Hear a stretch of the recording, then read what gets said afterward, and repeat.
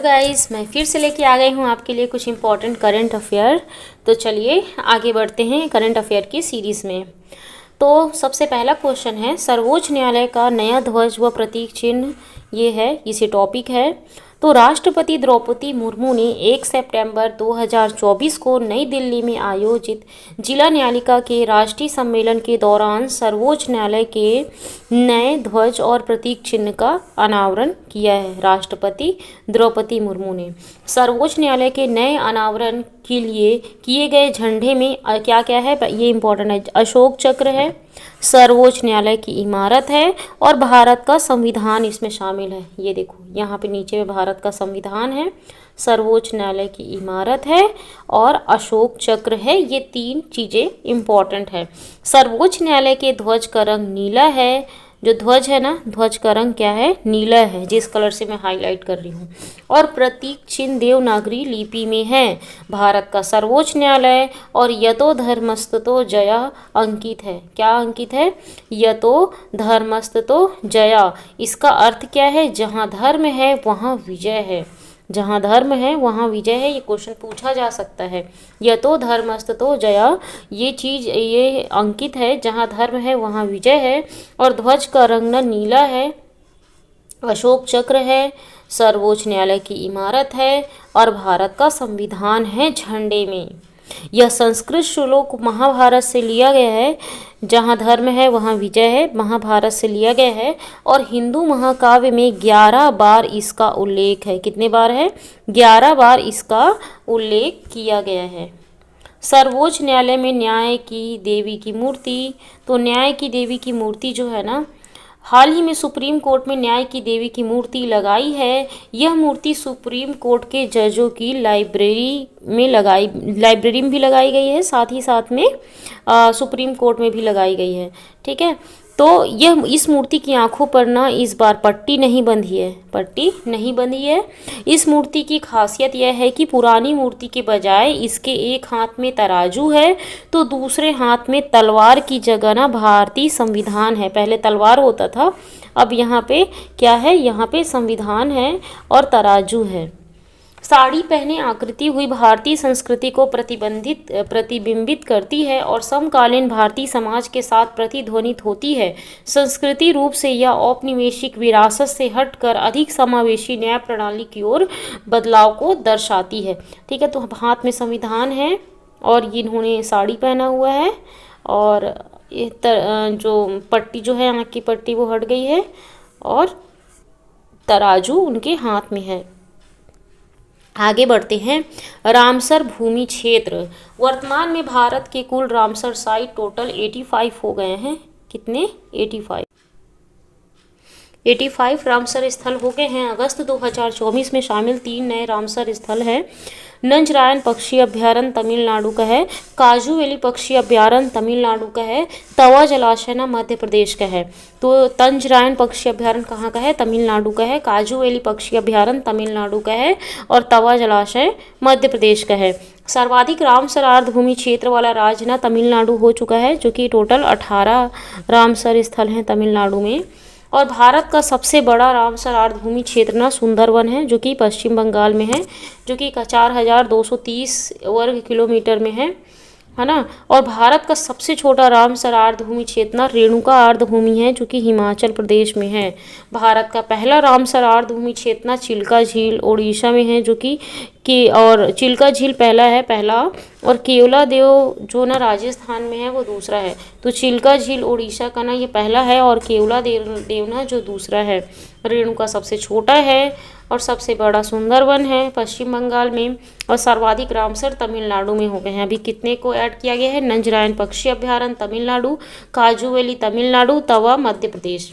इस बार की थीम क्या थी? वर्ल्ड वेटलैंड डे 2 फरवरी 2024 की थीम थी वेटलैंड एंड ह्यूमन बीइंग।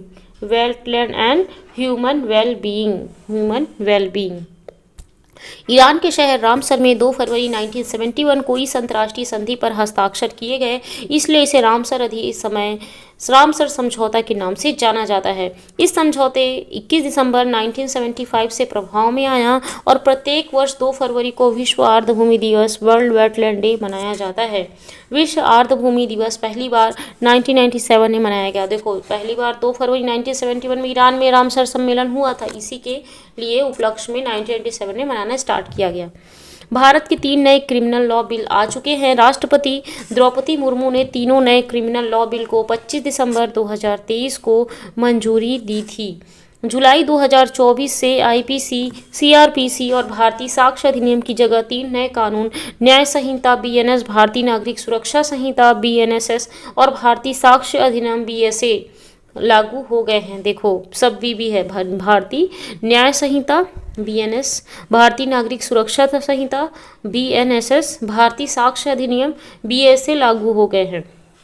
देखो, भारतीय न्याय संहिता की प्रमुख धाराएं क्या है? धारा 124 आईपीसी की धारा 124 राजद्रोह से जुड़े मामलों का सजा का प्रावधान रखती थी।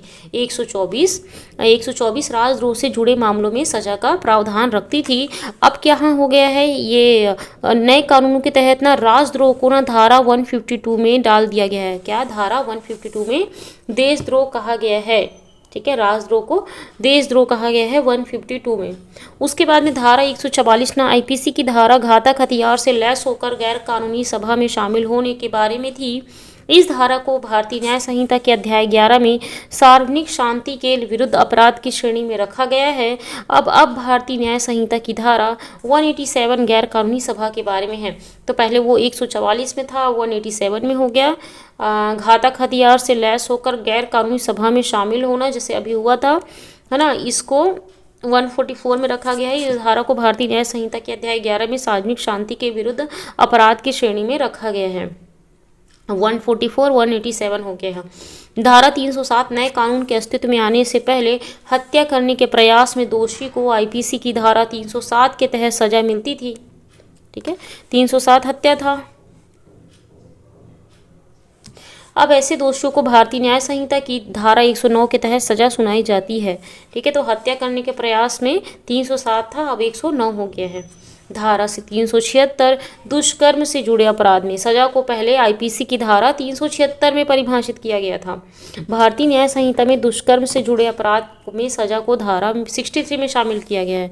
देखो, ये 376 है और ये 63 है, मतलब 6 लास्ट है ना, और यहाँ पे 6 और 3 है, तो ऐसे रिलेट करके याद रखना। वहीं सामूहिक दुष्कर्म अगर हो रहा है तो आईपीसी की धारा 376 डी को नए कानून धारा 70 में शामिल किया गया है। मतलब अगर सामूहिक दुष्कर्म हो रहा है ना, तो वो 376 डी के जगह में धारा 70 में शामिल किया गया है। धारा 399 नए कानून में अध्याय 19 के तहत आपराधिक धमकी, अपमान, मानहानि आदि में इसे जगह दी गई है और मानहानि को भारतीय न्याय संहिता की धारा 356 में रखा गया है। 399 का क्या हो गया? 356 हो गया है।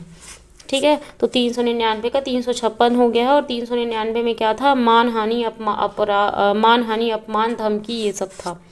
धारा 420, ठीक है, न्याय संहिता में धोखाधड़ी, जो धोखाधड़ी होता है ना, 420 ही धोखाधड़ी और ठगी का अपराध ना 420 में नहीं, अब धारा 316 के तहत आएगा।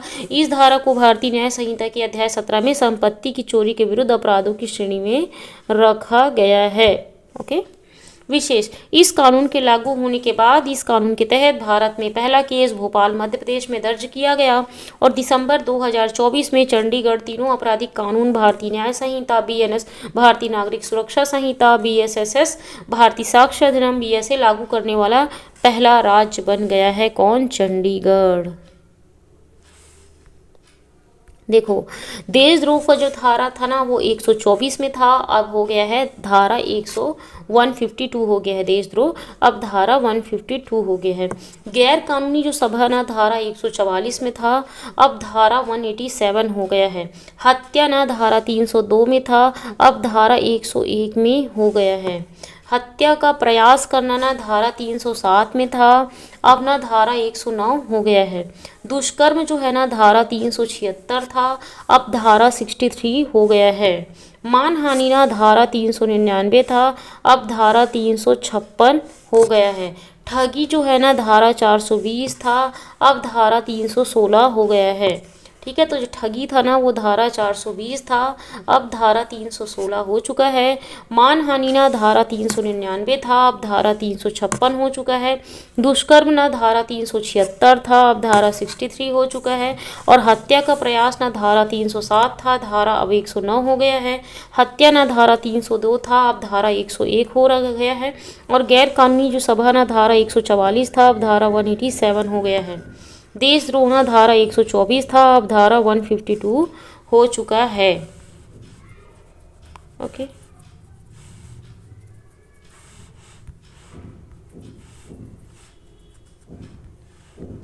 आगे बढ़ते हैं। प्रवेश परीक्षा सुधार उच्च स्तरीय समिति। प्रवेश परीक्षा सुधार के लिए 7 सदस्यीय उच्च स्तरीय समिति का गठन किया गया है। और सबसे इम्पोर्टेंट है, इसके अध्यक्ष कौन है? के राधाकृष्णन। क्या नाम है इनका? के राधाकृष्णन। ये पूर्व इसरो के प्रमुख है के राधाकृष्णन। और ना प्रवेश जो परीक्षा होता है ना, कॉम्पिटिटिव एग्जाम है, उसमें ना क्या क्या सुधार होना चाहिए उसके लिए 7 लोगों का सदस्य का समिति बनाया गया है। और इसके हेड ना राधाकृष्णन है, राधाकृष्णन, याद रखिएगा, इंपॉर्टेंट है। अन्य 6 सदस्य हैं डॉक्टर रणदीप गुलेरिया, प्रोफेसर बीजे राव, प्रोफेसर एमिरिट्स राममूर्ति के, गोविंद जायसवाल, प्रोफेसर आदित्य मित्तल और पंकज बंसल। मेडिकल में दाखिले के लिए हुई नीट यूजी की परीक्षा में कई किस्म की गड़बड़ियों के बाद विवादों से घिरी नेशनल टेस्टिंग एजेंसी यानी एनटीए में सुधार और प्रतियोगिता व प्रवेश परीक्षाओं में बार बार होने वाली गड़बड़ियों को रोकने के उपाय सुझाने के लिए एक समिति का गठन हुआ है। 7 सदस्यों की यह उच्च स्तरीय समिति पेपर लीक सहित परीक्षाओं में होने वाली तमाम गड़बड़ियों रोकने और पारदर्शिता लाने के लिए सरकार को सुझाव देगी। ठीक है, गड़बड़ी रोकने और पारदर्शिता लाने के लिए ना सरकार को क्या देगी? सुझाव देगी। तो के राधाकृष्णन ये इसके हेड है। नेक्स्ट है सार्वजनिक परीक्षा अनुसूचित साधनों की रोकथाम अधिनियम 2024, public examination prevention of unfair means act 2024। अब देखो, कार्मिक लोक शिकायत जो होता है ना, पेंशन मंत्रालय की पेंशन नहीं मिल रहा है, कार्मिक लोक शिकायत और पेंशन मंत्रालय ने 21 जून की रात सार्वजनिक परीक्षा अनुचित साधनों की रोकथाम अधिनियम 2024 एंटी पेपर लीक कानून लागू किया है। इस कानून के लागू होने के बाद अब पेपर लीक करने का दोषी पाए जाने पर 10 साल तक की कैद से लेकर 1 करोड़ रुपए के जुर्माने का प्रावधान है। इस कानून के तहत पेपर लीक करने या आंसर शीट के साथ छेड़छाड़ करने पर कम से कम 3 साल जेल की सजा होगी। इसे 10 लाख तक के जुर्माने के साथ 5 साल तक बढ़ाया जा सकता है।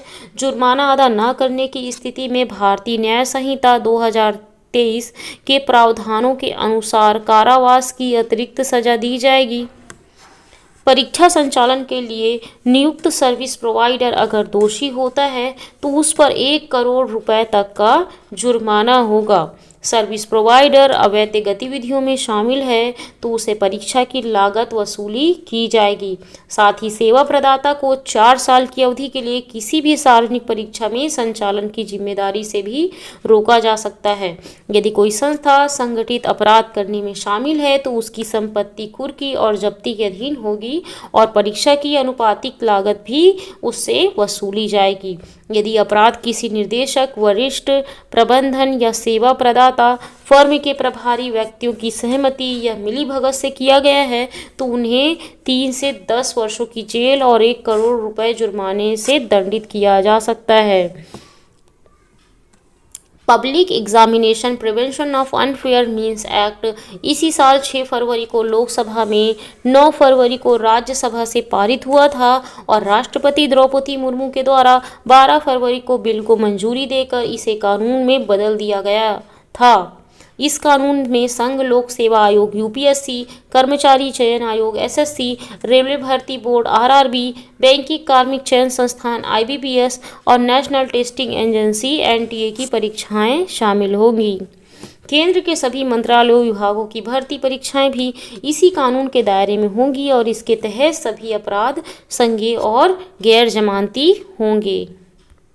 अब आगे बढ़ते हैं। नेक्स्ट हमारा करंट अफेयर है अमेरिका के 47वें राष्ट्रपति, नंबर याद रखिएगा 47वें।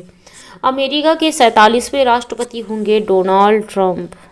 संबंधित पार्टी कौन से हैं? रिपब्लिकन पार्टी के हैं, इंपॉर्टेंट है। कौन सी पार्टी के हैं? रिपब्लिकन पार्टी के हैं ये।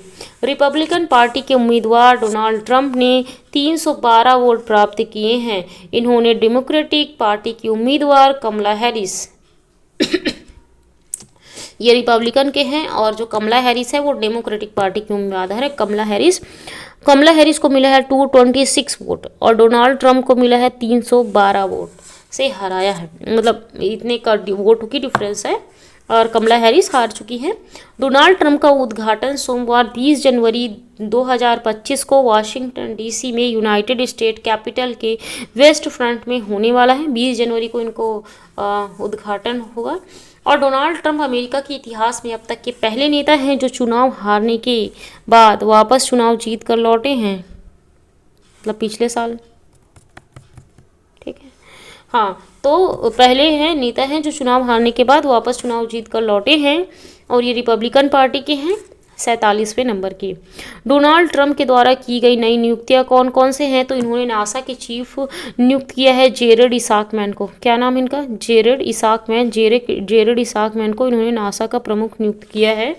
अमेरिका के राष्ट्रपति डोनाल्ड ट्रंप ने निजी अंतरिक्ष यात्री और अरबपति जेरेड इसाकमैन को अमेरिकी अंतरिक्ष एजेंसी नासा का अगला प्रमुख नियुक्त किया है। ठीक है, तो जेरेड इसाकमैन नासा के चीफ होंगे।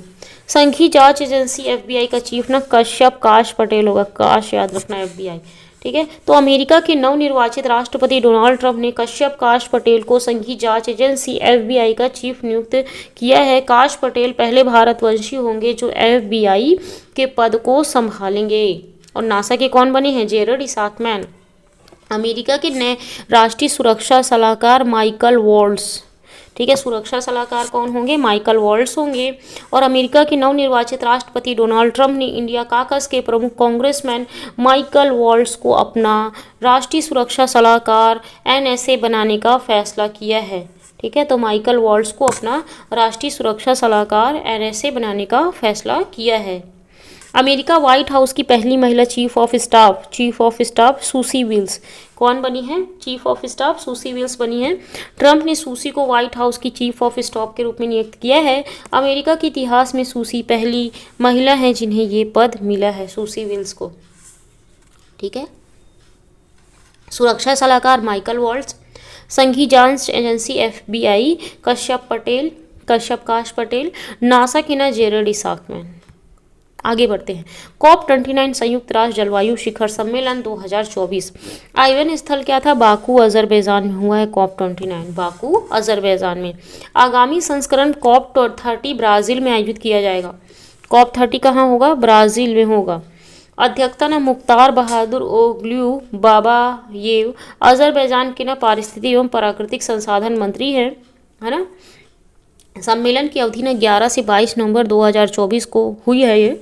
और थीम क्या थी? सभी के लिए रहने योग्य ग्रह में निवेश करना। सभी के लिए रहने योग्य ग्रह में निवेश करना।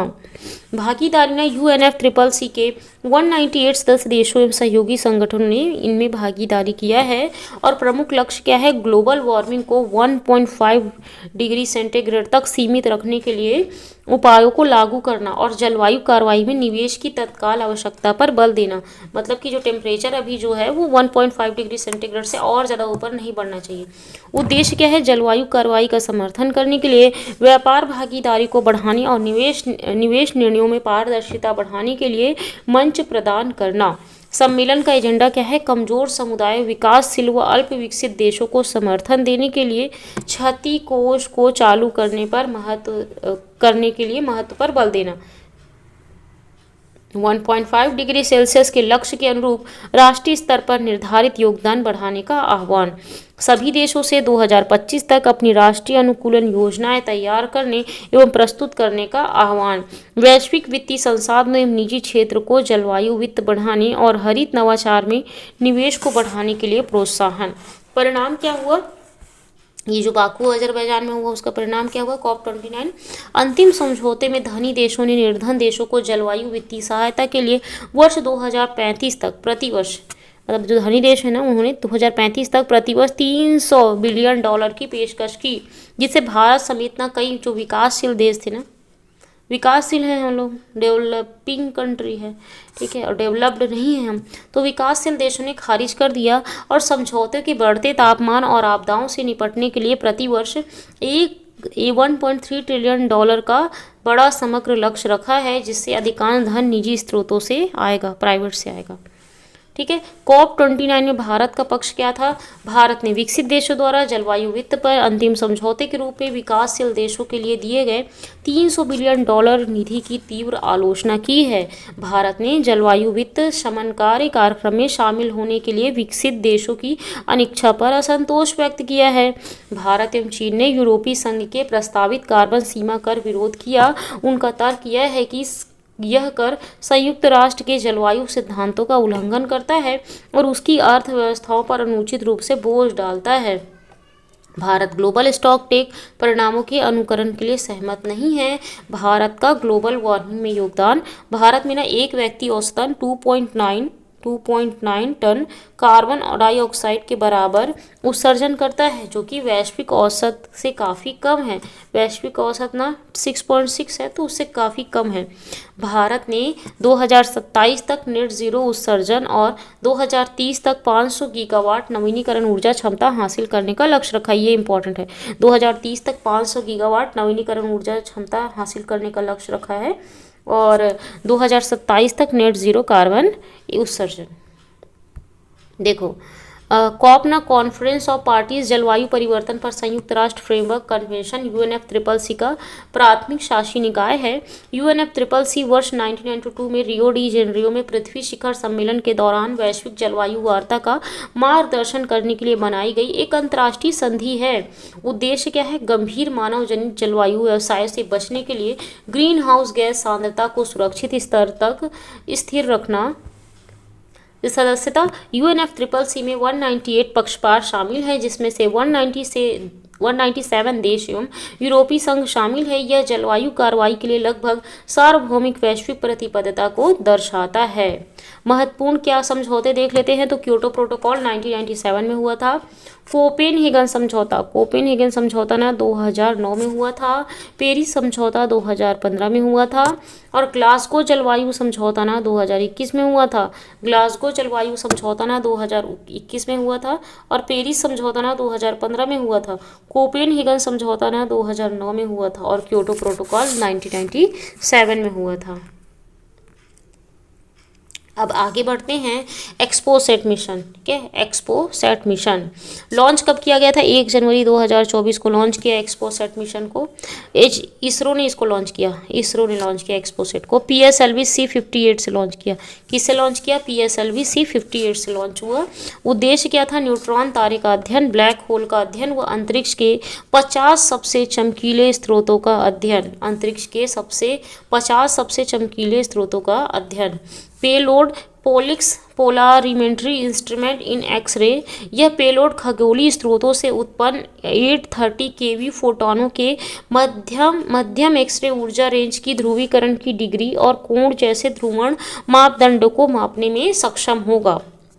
ठीक है, ध्रुवीकरण पोलराइजेशन को मापेगा ये पोलिक्स। और XSPECT X ray spectrography and timing, इसका नाम है XSPECT। यह पेलोड एक्सरे फोटॉन, जो एक्सरे फोटॉन होता है ना, उसका 0.8 से लेके 15 किलो केईवी की ऊर्जा सीमा के भीतर मूल्यांकन समय और स्पेक्ट्रोग्राफिक जानकारी ना प्रदान करेगा।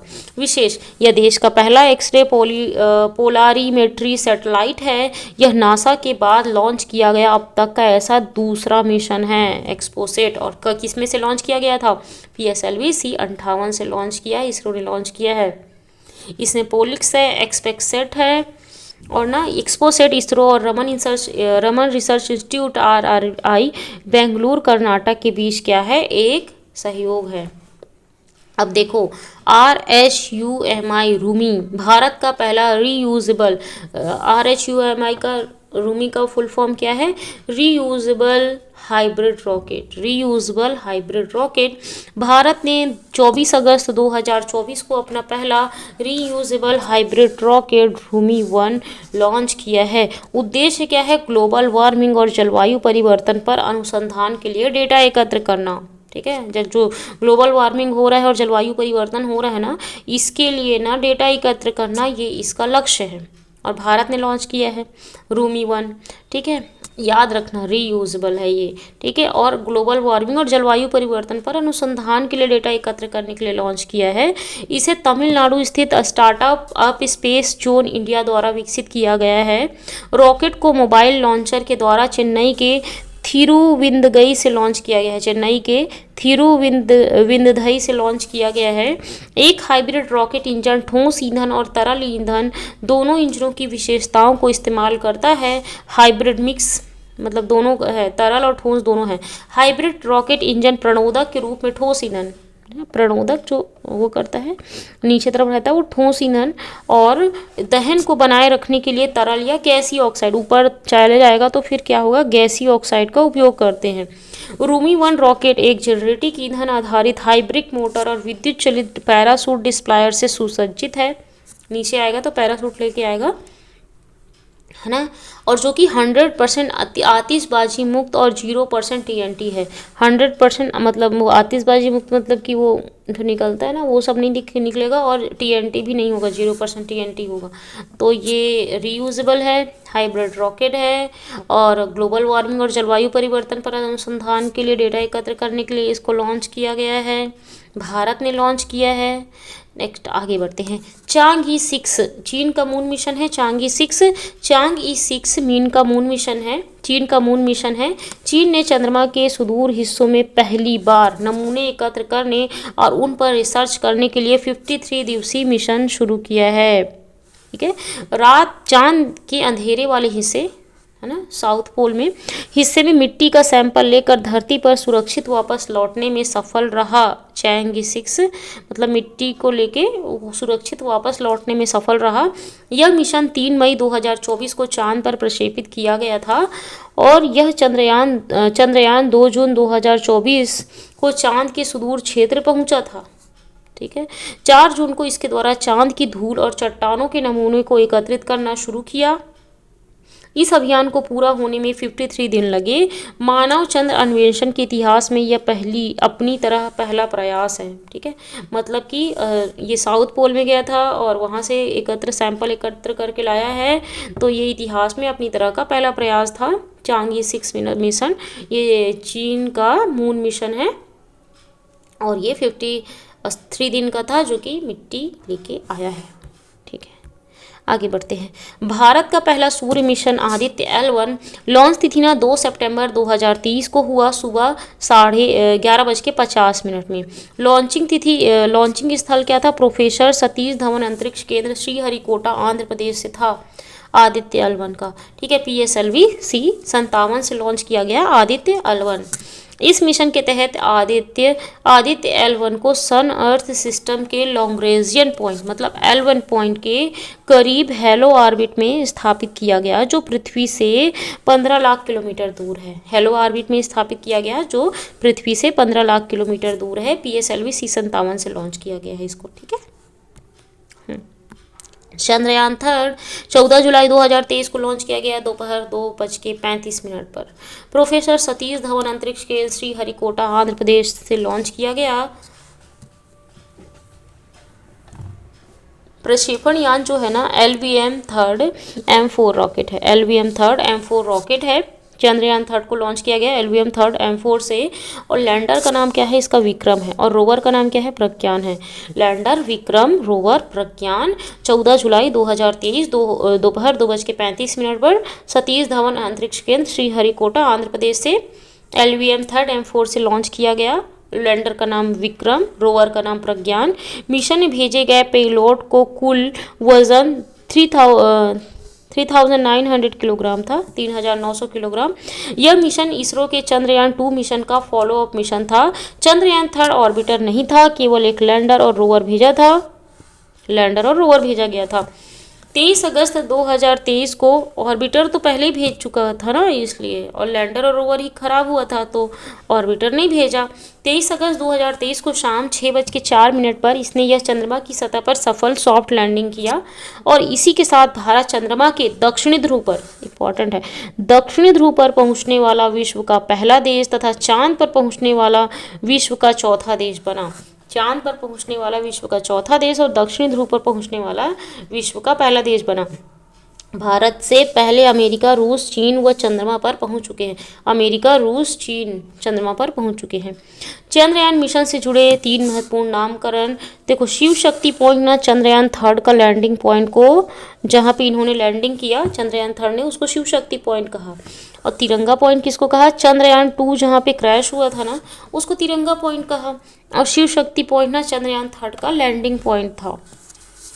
23 अगस्त को चांद पर चंद्रयान का लैंडिंग के दिन को अब नेशनल स्पेस डे के रूप में मनाया जाएगा। मतलब अब 23 अगस्त को नेशनल स्पेस डे के रूप में मनाया जाएगा। इसरो की स्थापना 15 अगस्त 1969 को हुई थी। मुख्यालय बेंगलुरु में है। वर्तमान अध्यक्ष एस सोमनाथ है और पूर्व नाम ना इनकोस्पार था। इसरो का पूर्ण नाम इनकोस्पार था। ठीक है। तो 23 अगस्त 2023 को शाम 6:04 पे ये लैंड किया था। तो 23 अगस्त को ही नेशनल स्पेस डे के रूप में मनाया जाएगा। और गया कब था? 14 जुलाई को गया था 2023 में। देखो, चंद्रयान 1 और चंद्रयान 2 का यहाँ पे कंपैरिजन किया है। तो 22 अक्टूबर 2008 को भारत के पहले चांद मिशन को लॉन्च किया गया। चंद्रयान 1 को PSLV XL-C11 द्वारा प्रक्षेपित किया गया। चंद्रयान 1 को PSLV XL-C11 द्वारा प्रक्षेपित किया गया। और चंद्रयान 2 को जो है ना, देखो सबसे इम्पोर्टेंट यहाँ पे है कि किससे लॉन्च किया गया, ईयर क्या था। तो ये इसको चंद्रयान 1 को 2008 में लॉन्च किया गया। चंद्रयान 2 ना 2019 में लॉन्च किया गया। कब लॉन्च किया गया? 2019 में लॉन्च किया गया। ठीक है, 2008 2019 11 साल बाद। उसके बाद में ये लॉन्च किया गया था चंद्रयान 1 PSLV XL-C11 से। ये XL-C11 था। और इसको ना GSLV MK3 से लॉन्च किया गया था। GSLV MK3 से लॉन्च किया गया था। अभी इस वाले को चंद्रयान 3 को किससे लॉन्च किया गया था?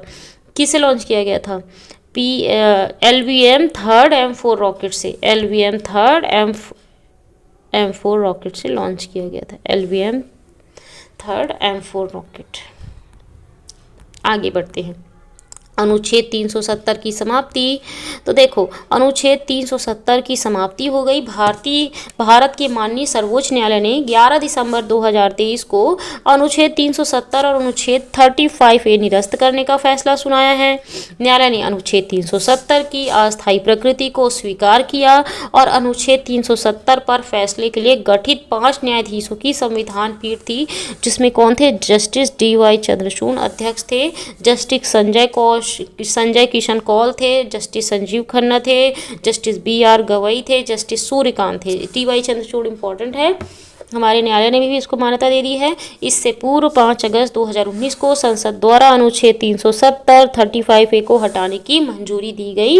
नोटिफिकेशन जारी उस समय हो गया था 5 अगस्त 2019 को, लेकिन ना लागू कब किया गया? 31 अक्टूबर 2019 को लागू किया गया। जम्मू कश्मीर और लद्दाख को 2 अलग अलग केंद्र शासित प्रदेश में पुनर्गठित कर दिया गया। 31 अक्टूबर 2019 को जम्मू कश्मीर और लद्दाख को 2 अलग अलग केंद्र शासित प्रदेश बना दिया गया। इस दिन सरदार वल्लभ भाई पटेल का बर्थडे होता है, इसलिए इस दिन जारी किया गया था। आगे बढ़ते हैं। नारी शक्ति वंदन अधिनियम 2023। यह भारत के नए संसद भवन, देखो नए संसद भवन में पेश होने वाला पहला बिल था। इस बिल को केंद्रीय कानून मंत्री अर्जुन राम मेघवाल ने प्रस्तुत किया था। तत्कालीन सरकार ने 18 सितंबर 2023 को केंद्रीय मंत्रिमंडल ने नारी शक्ति वंदन अधिनियम 2023 को मंजूरी दी। 19 सितंबर 2023 को नारी शक्ति वंदन अधिनियम 2023, जो कि इम्पोर्टेंट है, 128वां संवैधानिक संशोधन है। 128वां संवैधानिक संशोधन विधेयक है। विधेयक 106वां, मतलब 106 अमेंडमेंट है, मतलब संवैधानिक संशोधन विधेयक जो है ना, वो 128वां है। लोकसभा में विशेष सत्र बुलाकर पेश किया गया। 20 सितंबर 2023 को विधेयक को लोकसभा में पारित किया गया और 21 सितंबर 2023 को नारी शक्ति वंदन अधिनियम 2023 राज्यसभा में पेश देर रात तक चर्चा के बाद पारित हो गया। संसद के दोनों सदन में विधेयक पर चर्चा में 162 सदस्यों ने भाग लिया और इस बिल को राष्ट्रपति महामहिम द्रौपदी मुर्मू द्वारा 28 सितंबर 2023 भारतीय राजपत्र के अनुसार को स्वीकृति दी गई। अब इसे आधिकारिक तौर पर 106वां कॉन्स्टिट्यूशन मतलब 106वां संविधान संशोधन अधिनियम के रूप में जाना जाता है। 106वां संविधान संशोधन अधिनियम बिल क्या था, 128वां बिल था और 106वां संविधान संशोधन अधिनियम के रूप में जाना जाता है। 20-21 सितंबर में हो गए, ठीक है। इस बिल को राष्ट्रपति महामहिम द्रौपदी मुर्मू द्वारा 28 सितंबर 2023 को भारतीय राजपत्र अधिनियम के अनुसार इसको स्वीकृति दी गई। बिल के प्रावधान के अनुसार लोकसभा व राज्य विधानसभा में तथा केंद्र शासित प्रदेश दिल्ली के विधानसभा में 33% सीट महिलाओं के लिए आरक्षित कर दिया जाएगा। यह अधिनियम 15 वर्ष के लिए लागू होगा। इसे आगे बढ़ाने का अधिकार संसद के पास रहेगा। यह अधिनियम अगली परिसीमन जो सीमा होती है ना कि पॉपुलेशन बढ़ा तो परिसीमन करते हैं, तो परिसीमन के बाद ना लागू होता है। परिसीमन मैक्सिमम 10 साल में होता है, लेकिन अभी 10 साल में नहीं हुआ है, जो कि ना ऐसा चांसेस है कि 2026 में संभावित हो सकता है। इस बिल के माध्यम से संविधान के 4 अनुच्छेदों में परिवर्तन किया गया। 239 AA में परिवर्तन किया गया। 239 दिल्ली से संबंधित है। इसके माध्यम से 33% सीटें national capital territory of Delhi के लिए महिलाओं के लिए रिजर्व होगी। फिर है नेक्स्ट 330A, 332, 334। 330A क्या बोलता है, इसके माध्यम से लोकसभा में प्रत्यक्ष निर्वाचन से भरी जाने वाली 1/3 मतलब 33% सीटें SC और ST संबंधित महिलाओं के लिए आरक्षित सीट महिलाओं के लिए आरक्षित होगी। SC ST लोकसभा में 330 में। 332 में ना यही बोलता है विधानसभा में माध्यम में प्रत्येक राज्य की विधानसभा में महिलाओं के लिए राज्य के लिए स्थान आरक्षित होंगे। अनुच्छेद के खंड 3 में SC और ST सहित 1/3 सीटें महिलाओं के लिए आरक्षित की जाएगी। 332A में 334 से क्या बोलता है, नया प्रावधान जोड़ा गया है जिसके तहत महिला आरक्षण की अवधि 15 साल के लिए होगी। भविष्य में जरूरत महसूस होने पर संसद को आरक्षण की अवधि बढ़ाने का अधिकार होगा। लोकसभा में अभी सीटों की संख्या ना 543 है।